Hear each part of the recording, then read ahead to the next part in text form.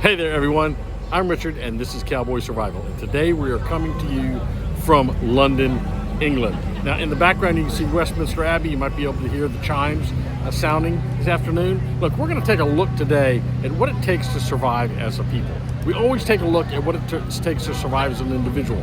Bugging out, finding a secure location, having enough food and water. Well, what does it take for us to survive as a people? I think that's really important for us to take a look at, because it's not enough just to live from one day to the next. We have to figure out a way to make our entire society sustainable, and to make sure that we can continue even after a massive event, a massive catastrophe. How do we make that happen so that we continue and we don't just all die off? So let's take a look at that today. So I cannot think of a better place to begin our journey, where we begin to examine how we can survive as a society, than right here in the British Museum of Natural History.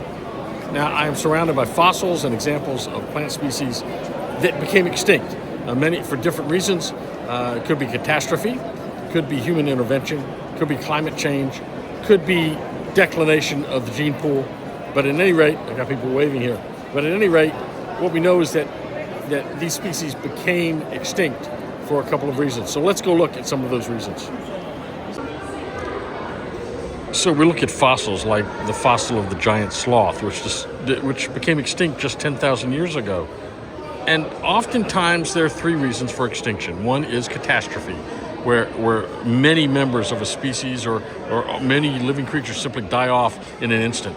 Then there's the intervention of human beings, which likely caused the extinction of the giant sloth, where it simply cannot compete and is killed out. But also, these populations can become separated and from each other. They find it difficult to reproduce. And in fact, as the population declines, that gene pool gets smaller, the separation of it from its other members of its species becomes greater, and it becomes even harder to find a species, and that's what causes it to die off. Now, when you think about it, the survival theology of today suggests that you bug out, that you go to a location, you secure yourself, you isolate yourself, and you survive on your own. That is only a temporary fix, because ultimately you'll be so separated from the remaining members of your gene pool that you simply will not be able to reproduce. And if you can't reproduce, if your gene pool is too small, what's going to happen is we will die out as a people. We must figure out a way to survive as a society. It is interesting that in a museum like this, much of the efforts and energy are directed toward talking about creatures and species that have disappeared. And the message you often get is that they disappeared because they did not adapt to changing conditions. So that's a lesson I think we can learn for survival.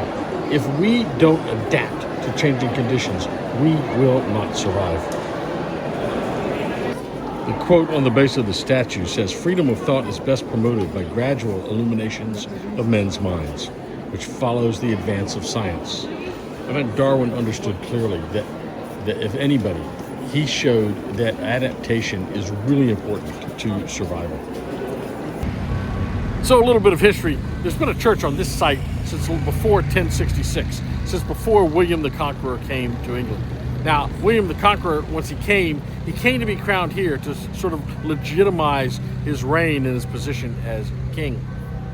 But I think it's interesting. So this is a country that was founded in 1066. They went through many, many successions of kings. They fought a civil war. They suffered through the Great Fire of 1666, which caused almost 70% of the city or more to burn.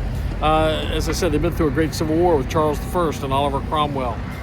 They've been through the First World War and the Second World War. This place was bombed heavily, especially this region, during the Second World War by the Nazis during the Blitz in 1940. And yet the British people still rise up. They still survive. They've survived as a country for nearly 1,000 years. That's remarkable. And what we want to do is we want to take a look at that and ask these people some questions like, what is it that makes you British? What is it about being British that is special? What is it about your character and your culture that makes you able to sustain these hardships? So we're going to take a look at that. Hey guys, so as I said, I'm asking folks what they think it is about the British that allows you to survive for 1,000 years as a country? So, yeah, probably our sense of humour. yeah, Very resilient. yeah. Okay, so what is it about being British that you think enables you to survive for 1,000 years?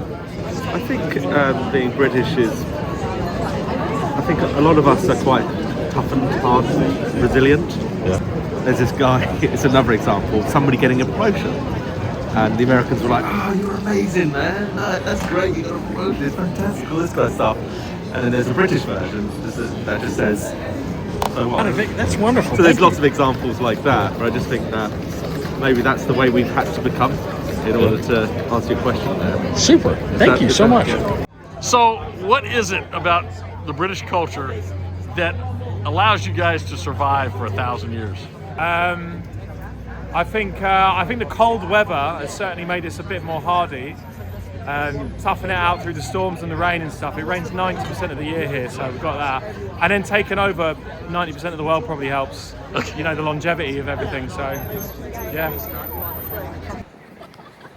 So I'm sitting here in front of the Tower of London, which was built in 1066, nearly 1,000 years ago by William the Conqueror when he came over from France as a Norman and conquered England and became the king. Sort of establishing the initial sort of dynasty kind of rule that we see here in England. It's really kind of a phenomenal story. You know, they initially were ruled by the Romans, then the William the Conqueror comes in, he takes over the country. We see famines, we see changes in leadership, changes in the royal family. In the mid-1600s, we get the British Civil War, or the English Civil War. We then get in 1666, we get the Great Fire that burned 80% of the city. We see the rise and the fall of the British Empire. At one point, they had an empire that rivaled the great Roman Empire. They controlled most of the known world, or a large part of it. And then they saw the fall of that empire, but yet they still remained a vital part of the world community, both economically and militarily and politically. We saw them get decimated in World War I. We saw World War II in the German Blitz, which actually bombed part of this palace over here. Yet the British people continue on. During the Blitz, they slept in the subways. So the question is, we asked folks, what is it about the British people that allows them to survive? And we got the answers we expected. Sense of humor, resilience, adaptability. Those are all characteristics that we should all strive for. And in a crisis, in a societal downfall, in a catastrophe, if we keep our sense of humor, if we keep our focus, if we keep our hope, if we keep our resilience, our adaptability, we will come through.